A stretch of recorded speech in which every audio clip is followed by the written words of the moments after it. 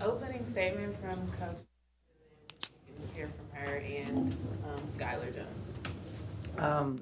The first thing I'd like to say is I thought our team fought really hard. I thought we played like probably almost 30 minutes of pretty good basketball, but we played a better team than us tonight or today. I thought TCU they're really good. I think in my opinion they are like at the bottom would be a Sweet 16 team. They should go further. I mean, they have a ton of experience. I mean, Sedona, I think she needs to graduate because she's been in school like 7 years. So, they just have a lot of experience, and it really showed down the stretch in tough situations. We made mistakes. They made us pay for it. So, I mean, Maddie's a 4.5-year player. Haley Van Lith not only is a really good player, but she's won at a lot of different schools, and she has so much experience. I've coached her at USA Basketball, and I coached Sedona at USA Basketball.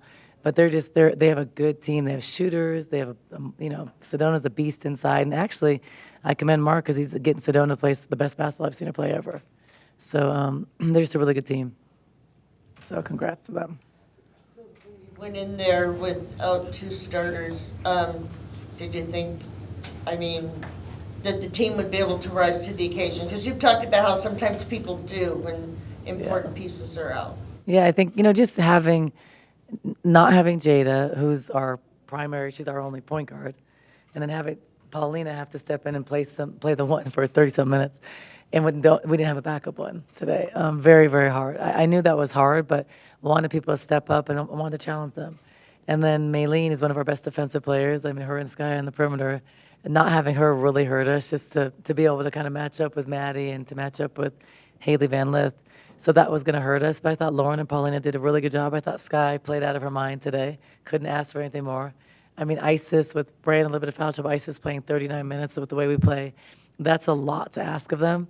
So I don't know what I could have asked for more.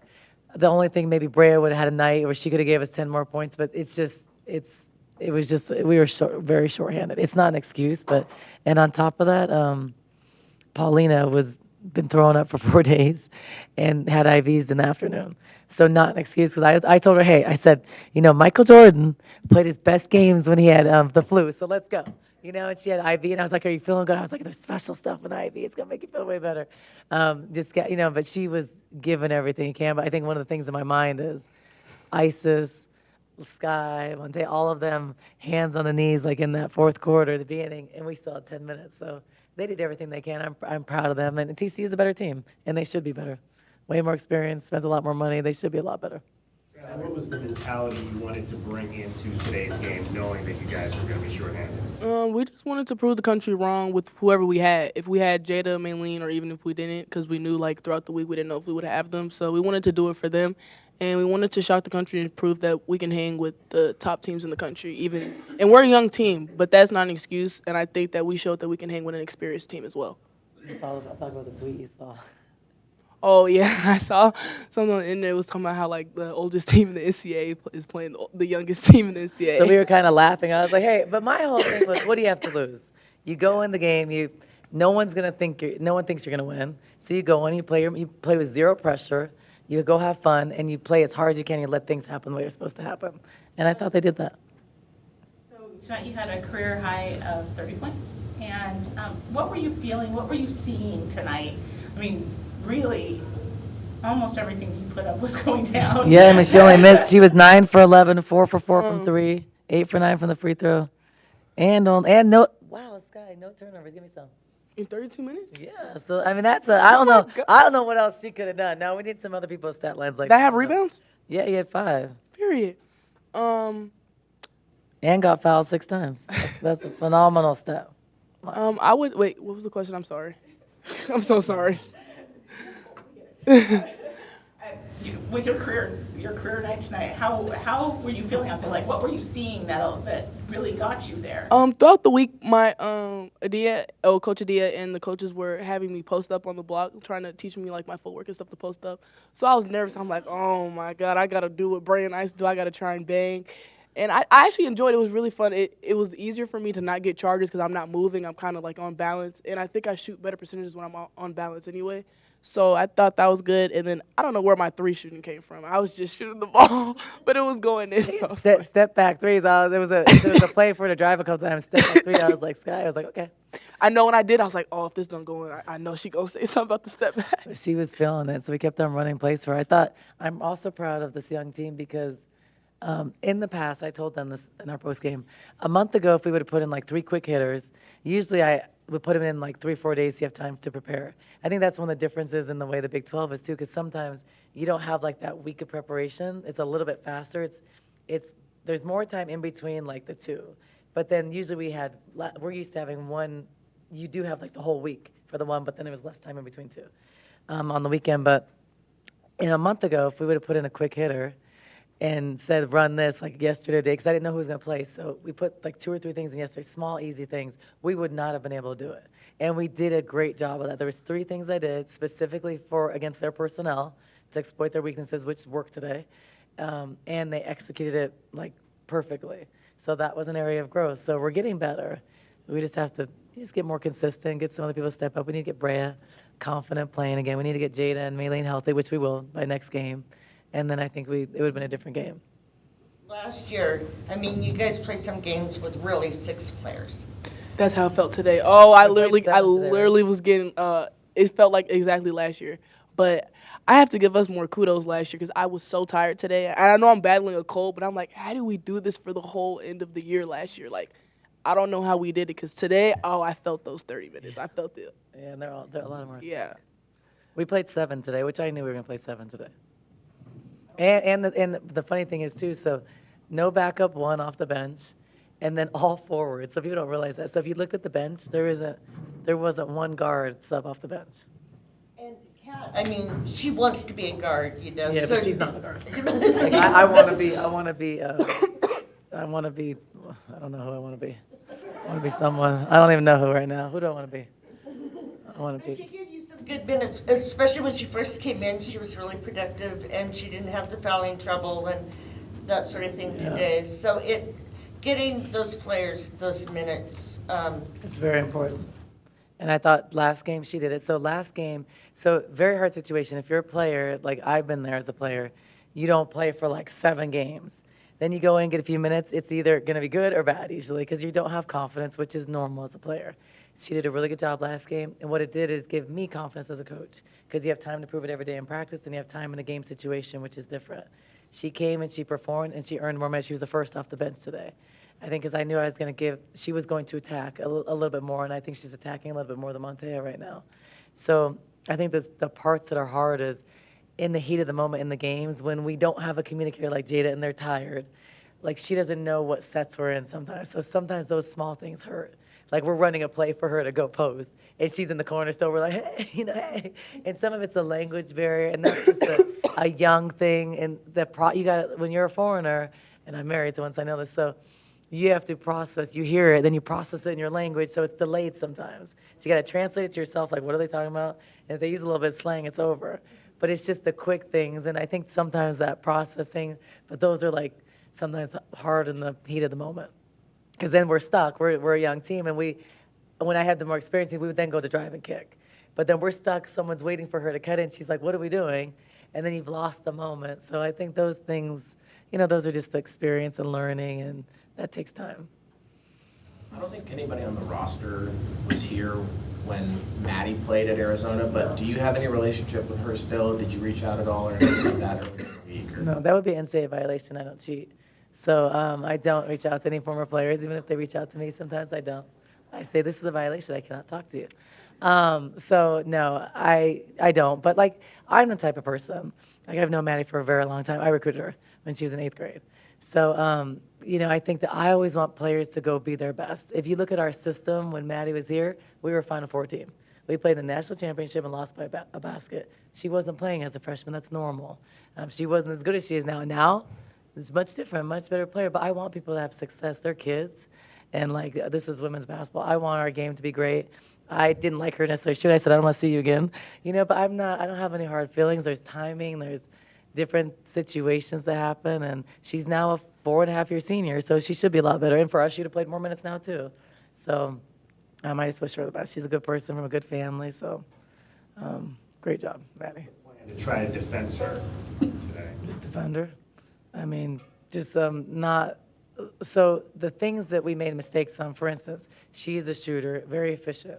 She shoots 45%, so we cannot leave her open. So some of the mistakes are guarding someone else, leaving her open, or rotating to someone. I'd rather rotate to her and not someone else. Like in those situations, making sure we have heavy help off of staggers and different actions. We knew that defensively, no, that's not her strength. She's a shooter and not a good defender.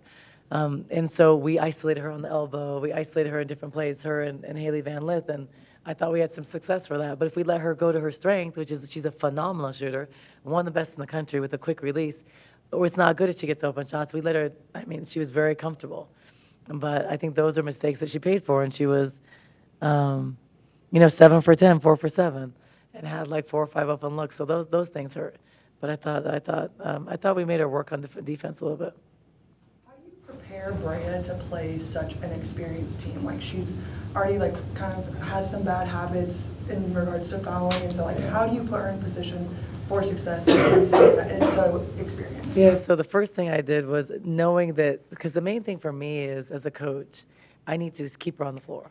So I'm aware of that. So me putting her on Sedona right away is not going to keep her on the floor. So I matched her up, differently matched her on Emma Napo. I don't know if I'm saying her name right, but matched her up on her so she's not battling Sedona right away. And then just put her in different situations. 'Cause I want her to stay confident right now. I know she's a little bit down, and we need her. And so unfortunately, I think, I'm not going to talk about the official that kept on making the calls against her, but a couple of calls are tough, but and that's not a controllable. So the controllable thing for her is that reach-in foul, that's her 4th foul. So that is a teachable moment for me to say, hey, this might have been not a foul, but you're in that situation. But this is a foul that you're still in the game if you don't make that. So those are mental mistakes. But I think as a young player, you get frustrated when you get that bad call. Then you're frustrated on the side. Then you come back in, and then you're just like doing stuff like that. And that's the area she has to grow in. And that's what I challenge her with. But I need to keep her in the game. I kept her moving. I said, hey, you're going to go back in. Don't worry. Don't hang your head, because we need her. And we're better with her on the court. And that's just a fact. Everybody knows that. So I have to just continue to show her and teach her that don't make that 4th reach, and then you're in the game. But it's much better than last year. Last year she was like that every single game. You kind of talked about it a little bit, but she was your primary ball handler today, and she usually is not. How did you feel about her performance today? I have to be very honest with you guys. I was very worried coming into the game because she hasn't been able to hold down for 3.5 days. And so we gave her the IV, but then psychologically that's hard.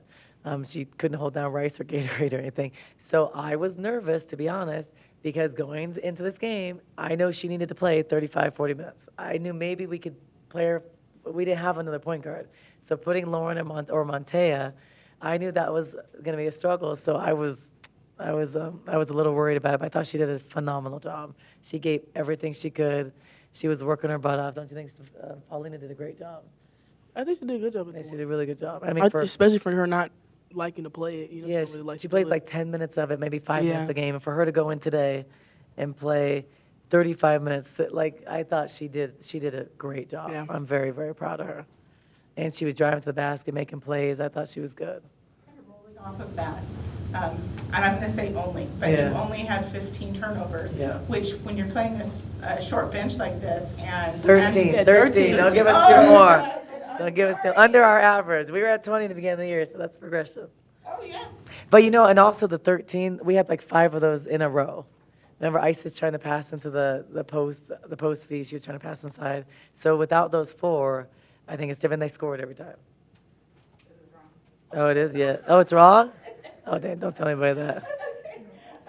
No, I was just going to say that when you do a short bench and you don't have your normal floor general in there, to keep it low like that, and I know how important that is to you. That's a big deal. Win or lose, that's a win. Yeah, but I think if we don't have those turnovers in bunches like those 4. I think it was the 3rd quarter in a bunch. we had like 3 or 4 in a row and they scored, those are the mistakes, because then it goes from a 2-point lead to like a 10-point lead.